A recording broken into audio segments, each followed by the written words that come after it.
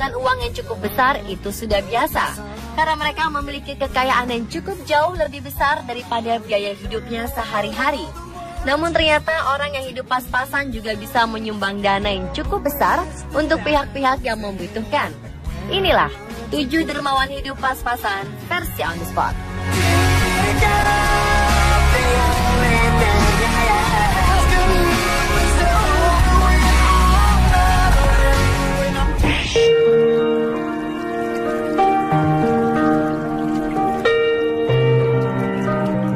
Seorang satuan petugas pengamanan atau satpam asal Tiongkok memiliki kebiasaan yang jarang dilakukan oleh orang lain. Mayon, salah satu satpam di negara tirai bambu ini, menyisihkan 3/4 gaji bulanannya untuk disumbangkan ke anak miskin. Sudah 19 tahun dia melakukan kegiatan sosialnya ini. Mayon yang tiap bulan hanya mendapat gaji sekitar 4,5 juta rupiah ini hanya mengambil 1/4-nya untuk kebutuhan hariannya. Selebihnya dia berikan untuk 17 murid-murid sekolah yang miskin. Dia merasa cukup untuk makan seadanya dan tidak kekurangan. Jika dikumpulkan, total sedekah Mayon bisa mencapai 1 miliar rupiah. Sikap ini membuat keluarganya kadang kesal. Orang tuanya bahkan memintanya untuk berhenti memberikan sumbangan sebanyak itu dan menabung untuk hari tuanya. Padahal Mayon melakukan hal ini untuk membalas budi dermawan yang tak dikenal yang sudah membayar biaya perawatan ibunya di rumah sakit.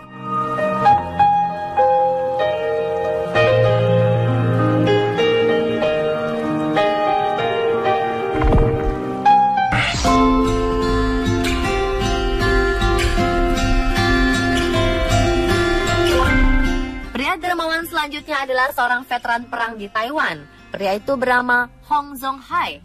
Kakek yang pernah bertarung di perang saudara Cina ini menyumbangkan tabungannya sebesar 1,7 miliar untuk orang-orang yang membutuhkan. Salah satunya membantu menyokong hidup janda kawan-kawannya yang sudah tewas di medan perang.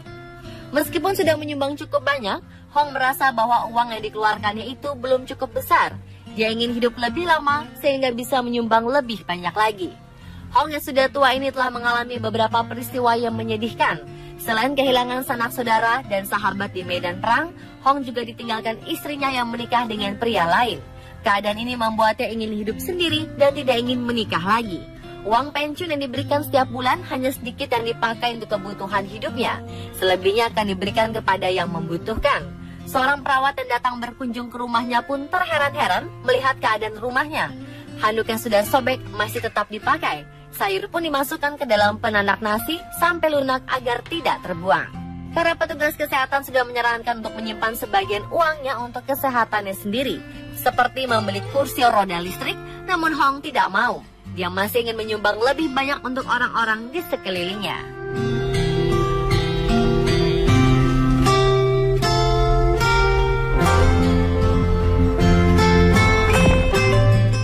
When I find myself in times of trouble, Mother Mary comes to me. Masih dari negeri Tiongkok, seorang nenek berhati mulia mendapat pujian dunia karena telah menolong puluhan bayi yang ditinggalkan orang tuanya di jalanan. Lo Che-Aoying sehari-hari mengumpulkan dan mendaur ulang sampah untuk memenuhi kebutuhan hidupnya. Ketika sedang mengumpulkan sampah, Lo kerap menemukan bayi-bayi terlantar ini dan membawanya pulang. Bersama suaminya, Lo merawat bayi-bayi tersebut hingga sehat. Beberapa bayi dirawatnya ada yang diadopsi oleh sahabat, tetangga, dan keluarganya yang lain.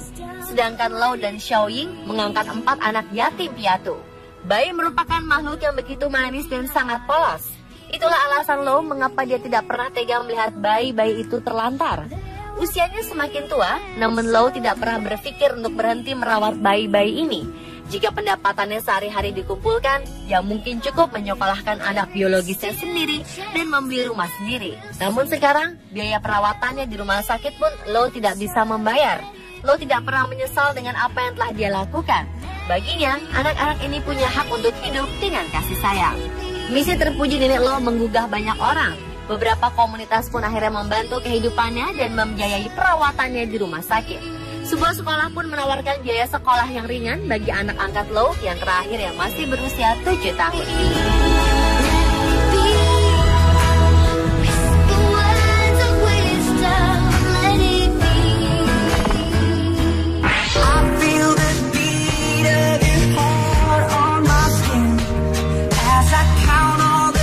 Sebuah sekolah berkebutuhan khusus di India dikejutkan dengan baju-baju baru yang indah, hadiah dari seorang dermawan yang murah hati.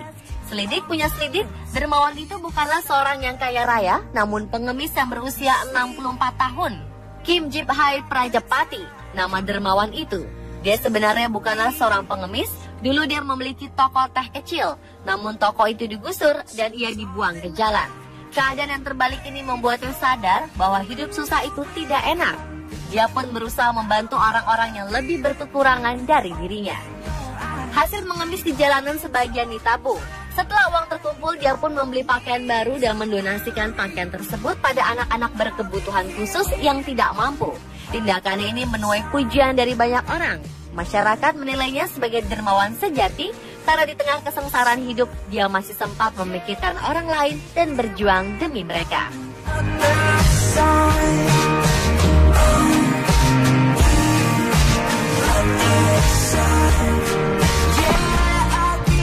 There's a place in your heart, and I know that it is love, and this place. Dermawan yang hidup pas-pasan lainnya adalah seorang guru yang sudah berusia 50 tahun.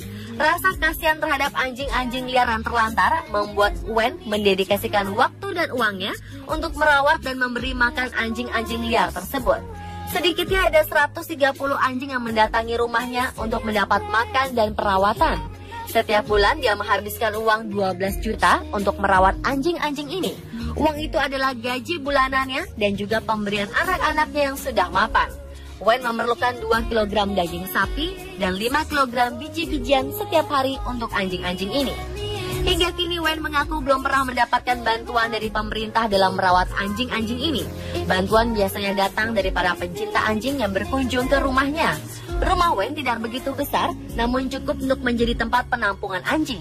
Meskipun dia sempat dilarang anak-anaknya, Wen tetap bersikeras dengan keinginannya merawat anjing. Dalam merawat anjing-anjing terlantar ini, Wen dibantu oleh 2 asisten yang juga digaji oleh Wen.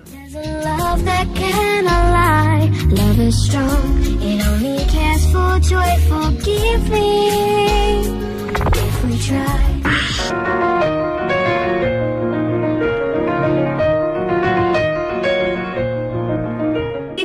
Yang mencintai hewan peliharaan yang terlantar, sepasang suami istri asal kota Chengdu, Tiongkok juga melakukan hal yang sama.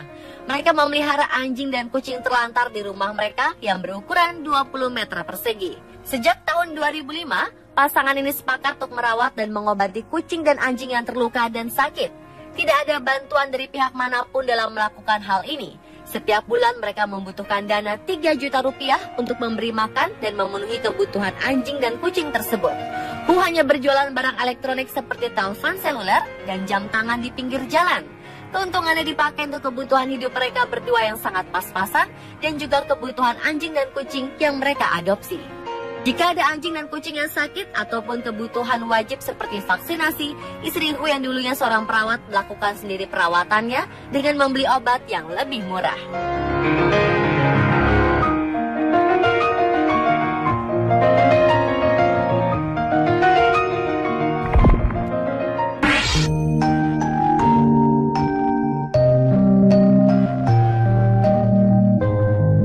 Dermawan yang terakhir adalah Thomas Cannon. Pria dermawan ini merupakan pegawai kantor pos di Amerika Serikat.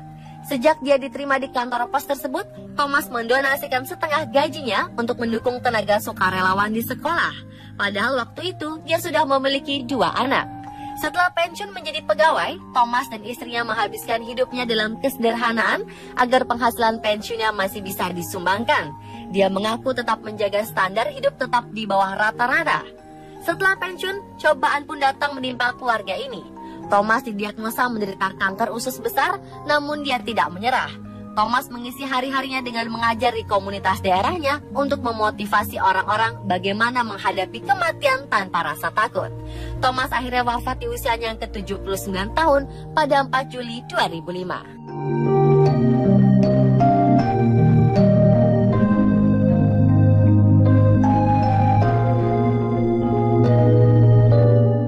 Itulah 7 orang-orang yang menginspirasi kita tentang hal berbagi dengan sesama. Semoga tayangan ini memotivasi kita untuk semakin peduli dengan sesama kita.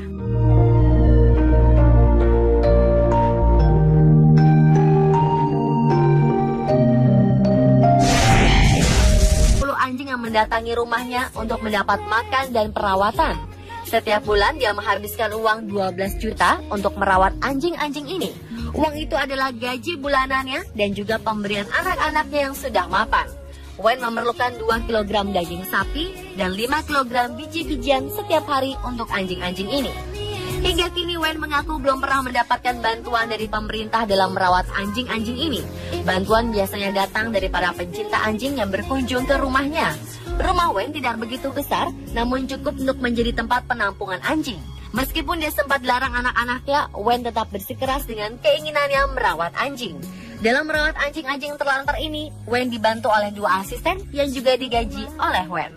Love that cannot lie, love is strong, it only cares for joy, forgive me if we try.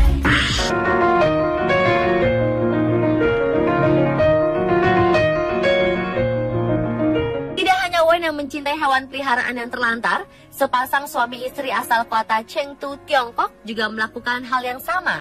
Mereka memelihara anjing dan kucing terlantar di rumah mereka yang berukuran 20 meter persegi. Sejak tahun 2005, pasangan ini sepakat untuk merawat dan mengobati kucing dan anjing yang terluka dan sakit. Tidak ada bantuan dari pihak manapun dalam melakukan hal ini. Setiap bulan mereka membutuhkan dana 3 juta rupiah terakhir yang masih berusia 7 tahun.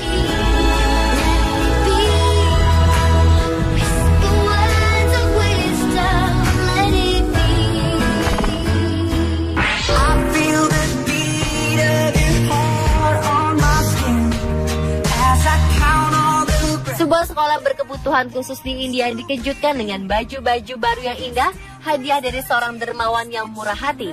Selidik punya selidik, dermawan itu bukanlah seorang yang kaya raya, namun pengemis yang berusia 64 tahun. Kim Jip Hai Prajapati, nama dermawan itu. Dia sebenarnya bukanlah seorang pengemis, dulu dia memiliki toko teh kecil, namun toko itu digusur dan ia dibuang ke jalan. Keadaan yang terbalik ini membuatnya sadar bahwa hidup susah itu tidak enak. Dia pun berusaha membantu orang-orang yang lebih berkekurangan dari dirinya. Hasil mengemis di jalanan sebagian ditabung. Setelah uang terkumpul, dia pun membeli pakaian baru dan mendonasikan pakaian tersebut pada anak-anak berkebutuhan khusus yang tidak mampu. Tindakannya ini menuai pujian dari banyak orang. Masyarakat menilainya sebagai dermawan sejati karena di tengah kesengsaraan hidup, dia masih sempat memikirkan orang lain dan berjuang demi mereka.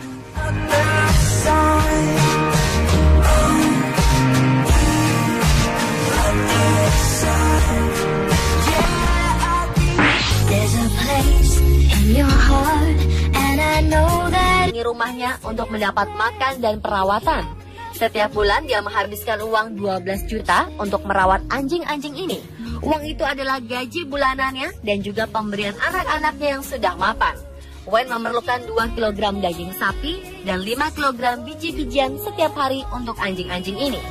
Hingga kini Wayne mengaku belum pernah mendapatkan bantuan dari pemerintah dalam merawat anjing-anjing ini. Bantuan biasanya datang dari para pencinta anjing yang berkunjung ke rumahnya. Rumah Wayne tidak begitu besar, namun cukup untuk menjadi tempat penampungan anjing. Meskipun dia sempat dilarang anak-anaknya, Wayne tetap bersikeras dengan keinginannya merawat anjing. Dalam merawat anjing-anjing terlantar ini, Wayne dibantu oleh 2 asisten yang juga digaji oleh Wayne. Love that cannot lie, love is strong, it only cares for joy, forgive me if we try.